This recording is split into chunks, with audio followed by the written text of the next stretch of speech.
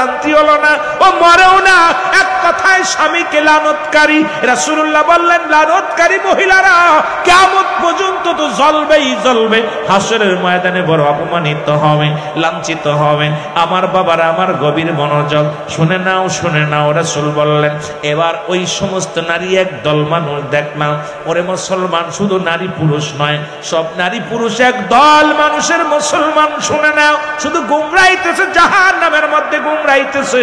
রাসূলুল্লাহ বলা পর রমাদানা খাদিজাতুল কুবরা বলি ইয়া রাসূলুল্লাহ, ইয়া হাবিবাল্লাহ, এর কারণ কি?